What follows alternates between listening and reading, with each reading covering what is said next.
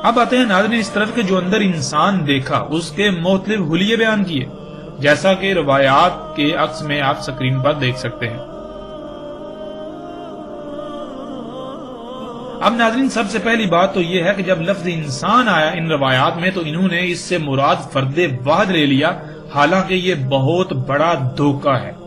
اگر انسان کے معنی ایک فرد واحد کے ہیں تو پھر آپ قرآن کی ان آیات کو دیکھیں، اللہ سبحانہ وتعالیٰ قرآن میں کیا کہتے ہیں۔ سورہ نساء کی آیت نمبر 28، اور خلق کیا انسان کو ضعیف۔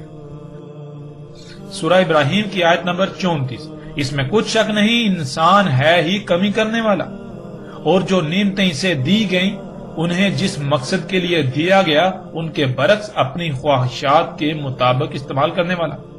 سورہ الحجر کی آیت نمبر 26، اور تحقیق کے خلق کیا انسان کو سلسال سے حمائن مسنون سے۔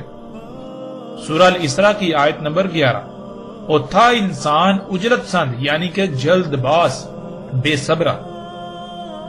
پھر سورہ الاسراء کی آیت نمبر 53 میں ہے، اس میں کچھ شک نہیں شیطان تھا انسان کے لیے جو بھی اس کے آس پاس ہر طرف کھلم کھلا موجود ہے دشمن۔ سورہ رحمان کی آیت نمبر 3، خلق کیا انسان۔ سورہ العصر کی آیت نمبر 2، اس میں کچھ شک نہیں انسان ہے ہی خسارے میں۔ اب ناظرین سوال یہ ہے، اور یہ سوال آپ سے بھی ہے اور ان علماء دجال سے بھی ہے، کہ قرآن کے ان تمام مقامات پر لفظ انسان کے فرد واحد کے معنی ثابت کر کے دکھائیں۔ انسان کو سمجھنے کے لیے سب سے پہلے اس لفظ کو سمجھ لیں، قرآن میں اللہ سبحانہ وتعالیٰ نے کسی بھی نبی کو انسان نہیں کہا اور نہ ہی کسی رسول کو انسان کہا، اور قرآن میں اللہ سبحانہ وتعالیٰ نے کہا کہ انسان خسارے میں ہے۔ آخر ایسا کیوں؟ لفظ انسان کا مادہ کیا ہے؟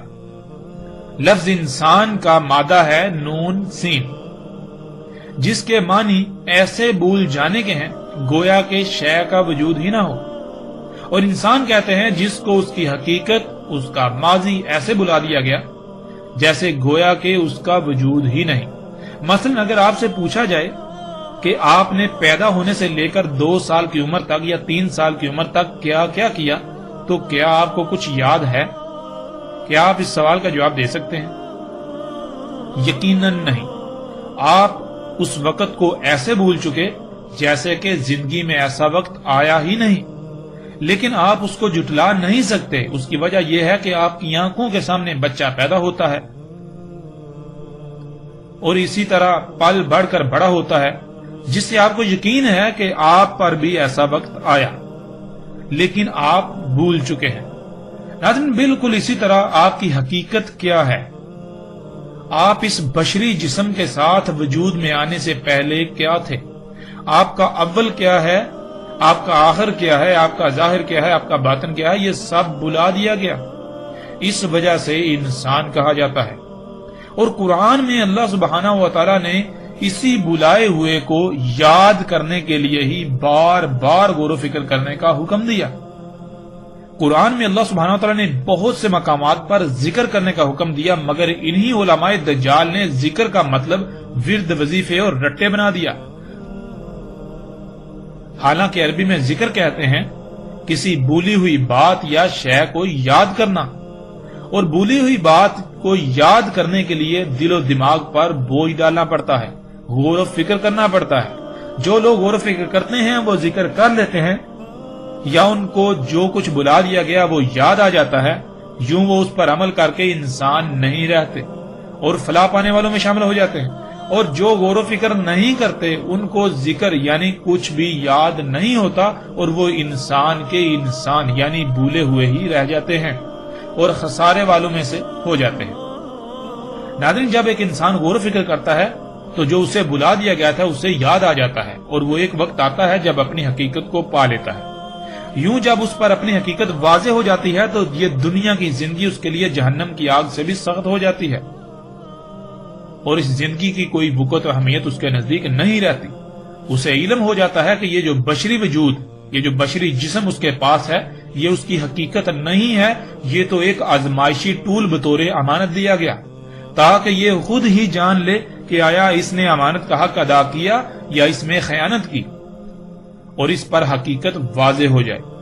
اس وجہ سے اللہ سبحانہ و تعالیٰ نے اپنے کسی نبی یا رسول کو انسان نہیں کہا بلکہ اس کے برعکس بشر کہا۔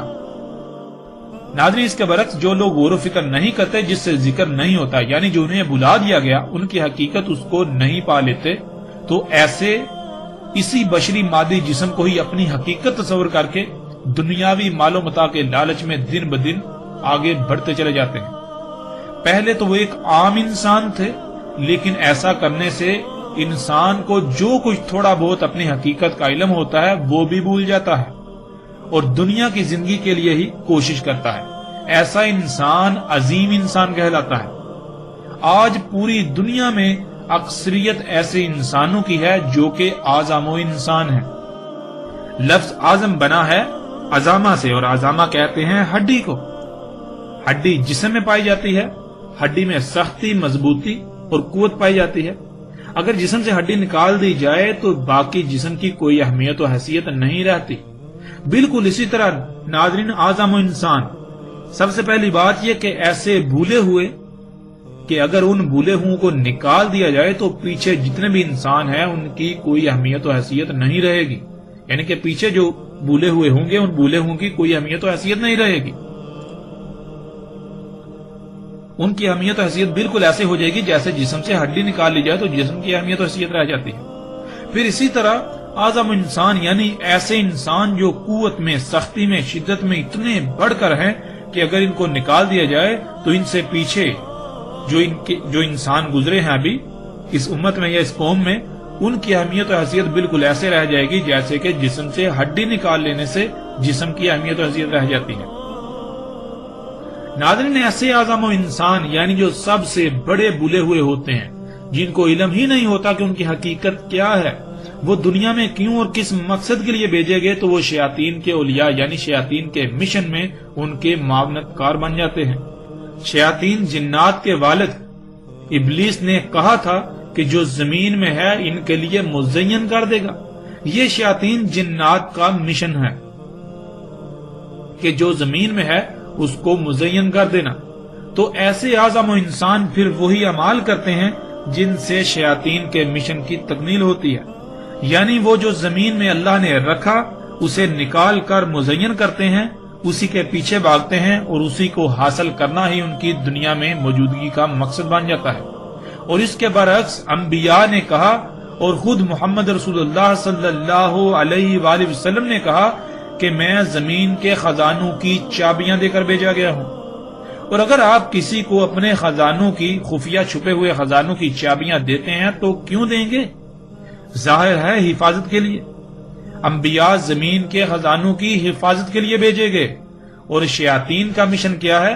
قرآن میں بالکل واضح ہے، شیاطین کا مشن ہے زمین کے خزانوں کو نکال کر مزین کرنا، تاکہ شیطان کا دعویٰ سچا ثابت ہو سکے جس کے لیے وہ انسانوں کے محتاج ہیں۔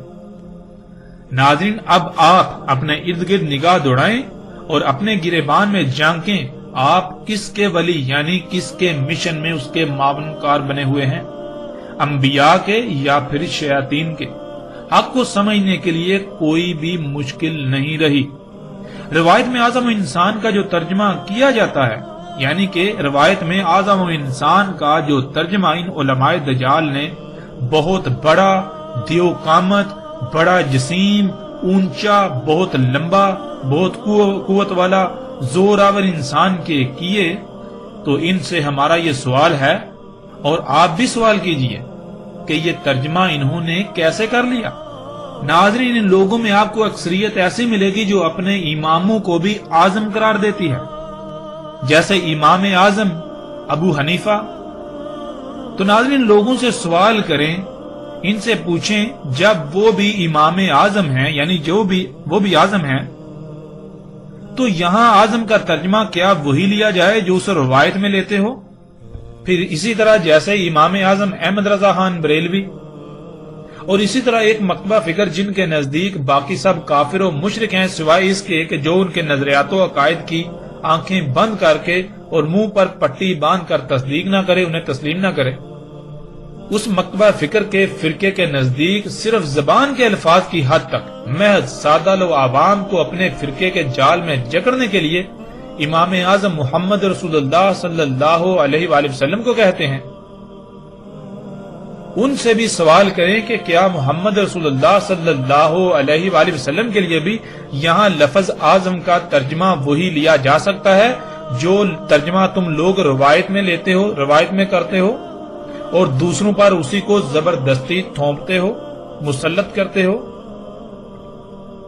ناظرین، اگر یہاں اعظم کا ترجمہ یہ نہیں لیا جا سکتا تو پھر وہاں کیوں ایسا ترجمہ کیا گیا؟